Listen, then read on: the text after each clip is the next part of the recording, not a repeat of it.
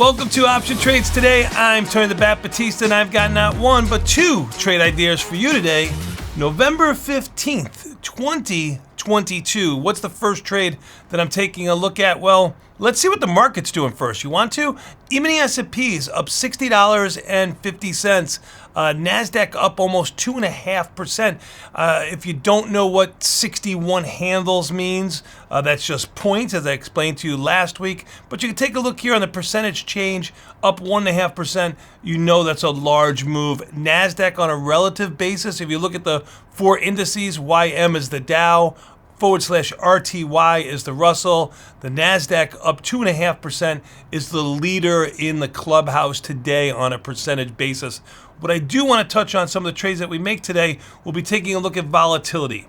For me, there's no better indication of short-term volatility than the /VX futures. Now, I know a lot of people look at VIX as volatility indicator. To me, that's not the right place to go. As you can see, VIX is down 23 cents today, trading 23.50. VIX is certainly a great volatility index, but it's priced to a specific point in time. Really what you're talking about is expiration. When you're looking at a short-term volatility indicator, what's happening right now today on volatility, there's no better product, in my opinion, and the only product I look at than /VX, and that's trading right at $25.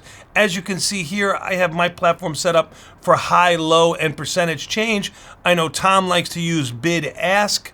I don't even know if he puts percentage change on that. I show you what I do on my list. You can get all that on Bat's watch list here on one of the drop downs. Okay, what am I looking at? Volatility traded as high as 25.25, and it traded as low as 24.60. It's trading at 25. That's right in the middle of basically the range today, even though the E-mini S&Ps, although they are off of their highs, still up 1.5%, a little over 1.5%. Market doing relatively good. Volatility hanging in there. Do I think that's an indication that the market's going to sell off? No, I think it's an indication that I don't know. So what am I going to take a look at doing? Well, the first thing I'm going to take a look at doing is go to this tab right here. I go to watch list. I go to high option volume. Now, I've gone through this today, so I'll make it quick for you. What I'm doing, I'm looking at Google. I trade GOOG with the L. That's the stock part that has the voting rights to it. You could trade GOOG, and they're exactly the same thing. There's a small little difference in the price of each one. It has nothing that will affect you, especially when you're trading options. You're looking at Google right now, up $3.98. Look at the IV rank here at 44, just about 45, and it's hanging in there over the last 5 days. Volatility is basically unchanged in Google, just Google itself, over the last 5 days. When you look at a chart here, I have the Tastyworks IVR, which you could put on yours by going into the charts and setting that up. You go right up here into the indicators and look for TW in parentheses and IVR, add it to your bottom. This will give you what volatility has been doing over the time frame that you have your charts up here. And as you can see, it's mid-range, which shows you that the IV rank, you already knew that, of 44% is just about mid-range. It's in the 44th percentile area between 0 and 100, and that's exactly what you see on this chart here. Now, what has Google done over the last couple of days? You see it's rallied with the market. You would expect that to be that way, right? Google is a major player in the market. So what am I looking at doing? Well, I'm going to put some money to work. It's basically a $100 stock. So for me, I have to decide between December and January. Well, we like to go around 45 days. If I look at December with 31 days, I look at the monthly options. I don't trade the weekly options. Yes, there's one with exactly 45 days. And in Google, the markets may be okay, but a lot of stocks, they're not. I just keep it clean and I stay in the monthlies. I don't think there's any mistake you can make going into any of the weekly options as long as they're liquid.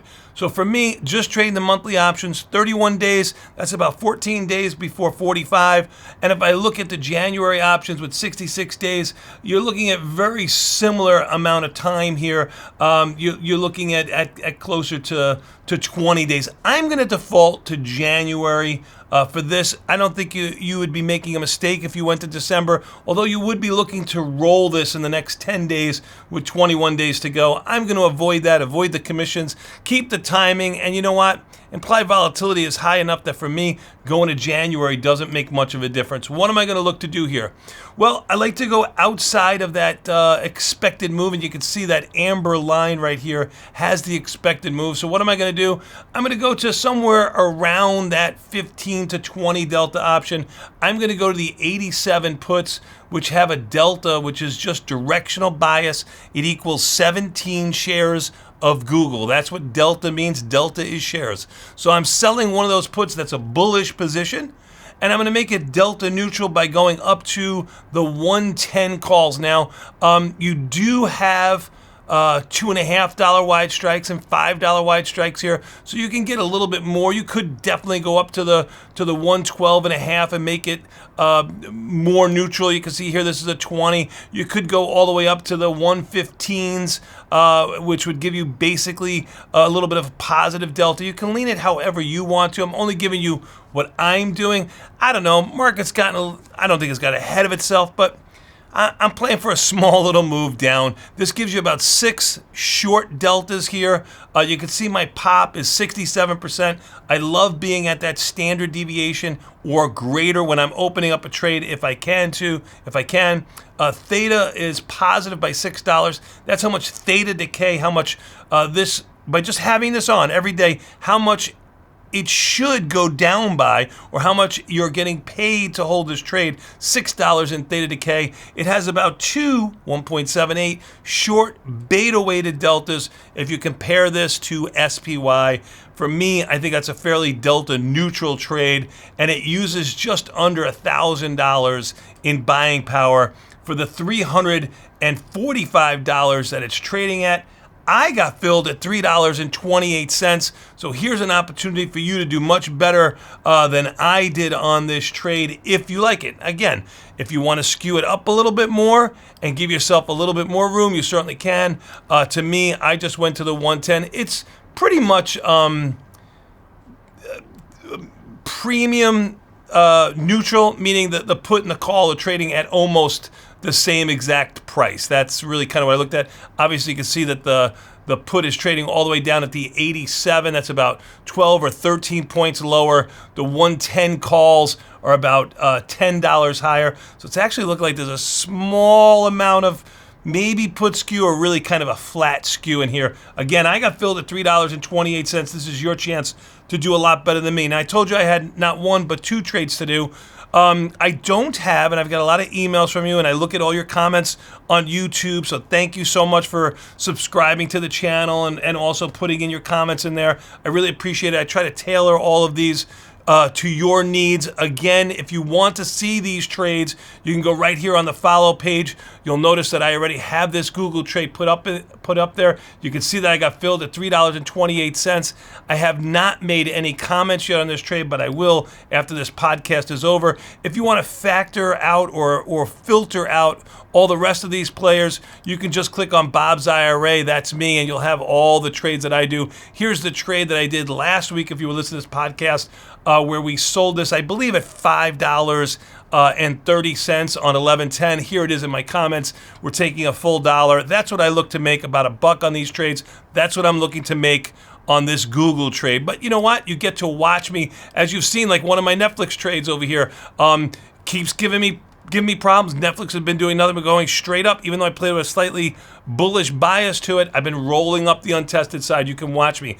One of the things that everybody always talks about is, do you have a core position in SPY, Qs, or IWM? That's the email and the comments that I've gotten on YouTube. I do typically put on a position in SPY, Qs, and IWM. I've changed it a little bit over the last couple of months by closing those trades when I get about $1 profit in them, keeping everything all consistent. So I'd like to do that with you today, show you what trade I did in SPY. Again, IV rank in SPY, 39%. Let's take a look at how it's been going. You can see it's at the lower end of its range, but again, that percentile very similar to what it was in Google just a moment ago. Obviously, SPY is the Standard & Poor's 500. It's the 500 most capitalized stocks. It is the stock market, so it is going exactly the way the stock market goes, because when they talk about the stock market, they are talking about SPY. Now, you'll notice it's a $400 stock. So I want to keep my buying power consistent with all of the trades that I've done. That's kind of how I keep myself in check, that my size doesn't get too big on any one trade. So what am I taking a look at here?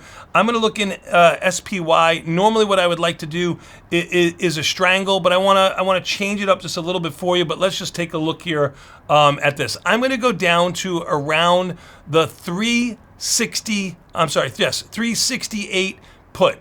That put has around a 15 delta, and I'm going to go up to the 430 calls. Let's take a look at those. And they also have a little bit lower delta, around a 13 delta. So am I skewing this ever so slightly? Well, you can see here it's pretty much delta neutral on this trade. Now, this would take almost $5,000 in buying power. I think that's a little bit on the heavy side. So I'm going to go $20 wide. I'm going to go up to the 450 calls. Now, I call this a synthetic strangle because that's really what it is. I'm just buying an option to reduce my buying power. You can see the buying power effect in this margin account's already come down to $1,600. Let's take a look when I define the risk to the downside too.